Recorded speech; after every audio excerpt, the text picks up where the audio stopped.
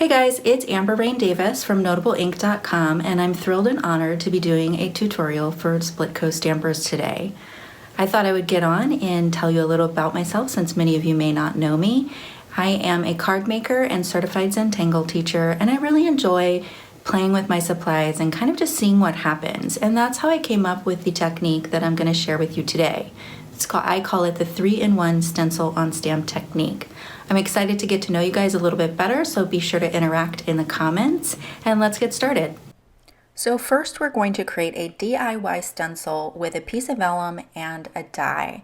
Cover dies are great for this. I'm going to use these stars because I thought it would go great with this balloon.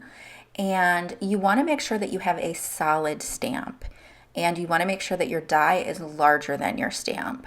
I've gone ahead and cut my vellum stencil. I'm conditioning my solid stamp here. This is easier with a MISTI, but you could do it with stamp block. And I'm going to ink up the stamp with some embossing ink. Now, this is going to help to keep your die ink moist. This was a larger stamp than I did at the first time that I shared this technique, and I found that the die ink was drying too quickly. Inking it up with the embossing ink is going to help to keep that die ink moist so that you're able to get a clean stamped image. So I'm going to place my DIY vellum stencil over the stamp, and what I'm going to do is just tape it to my MISTI door. Now you can do this with stamp blocks. You would just need a stamp block that's large enough to be able to stamp your vellum to it, but I do find it's really handy to have a MISTI. So I'm just making sure that my stencil is laying flat over my solid stamp. Now, if you don't have any solid stamps like this, take a look through your stash because you could use the back side of one of your stamps as well. So consider that, and that will also help you stretch your supplies and get a little more mileage out of the things that you have in your stash. I'm going to use 3 different shades of blue ink here. I'm starting with my mid-tone blue, and I am inking up the stamp directly through this stencil. So in addition to inking up the stars, I want to ink up the whole area in the shape of that stamp, extending past the stamp just a little bit, and you'll see why when we move on to our second technique.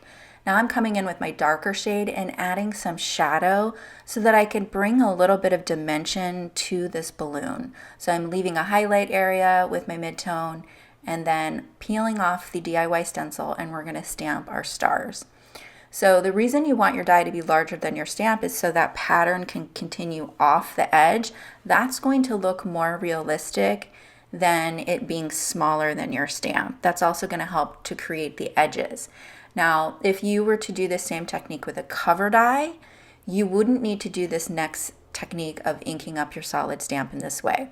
My stars don't completely cover the area, so I'm going to take my lightest blue, ink up the solid stamp, and stamp that around so that I get the full perimeter of that balloon.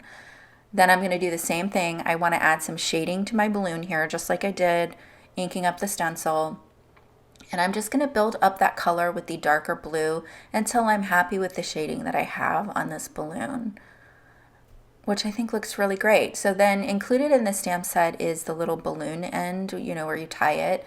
So I'm going to add that, and I've just rock and rolled it in the darker blue. I stamped with the mid-tone.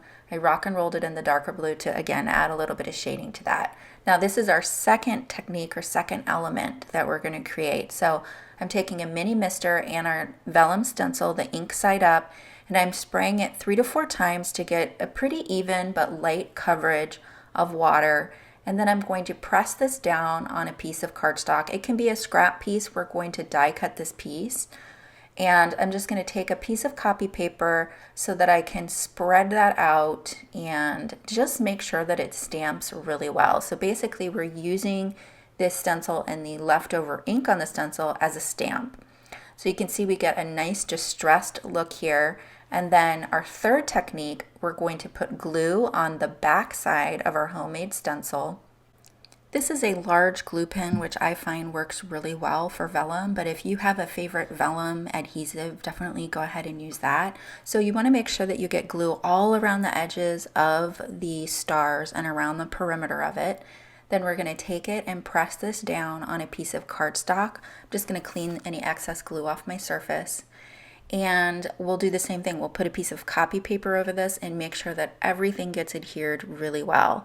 Now, because we sprayed the stencil in the last step, it has great texture to this. This is actually my favorite element from this set because of the white droplet texture that's left from spraying it with the water. I think it's a really, really cool piece. So we've got that all adhered down, and then what we'll do is we'll take circle stacking dies and just go ahead and die cut these two elements. So this is why you want it to ink a little bit past your stamp so that you have a little wiggle room when you go to die cut.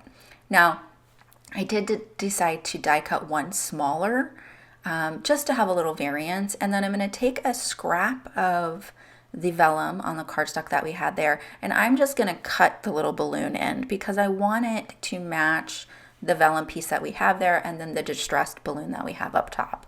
I'll do the same thing.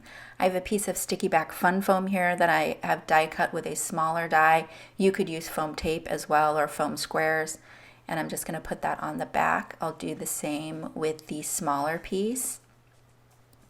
And I really like the setup of these stars. I feel like it also adds dimension to the circular piece, just the way that they're set up. And I don't know, to me, I really loved the combination of these two sets together.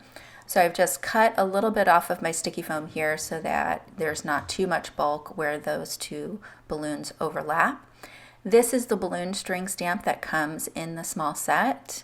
So I'm just going to stamp that down. If you didn't have that and you were just using a circle stamp, you could definitely just draw that in with a pin and a ruler. Then I'm going to add some glue, and I totally added too much glue. So I'll just use the other piece to spread that around. Then I'll get these adhered down. I put a block on them until they were dry.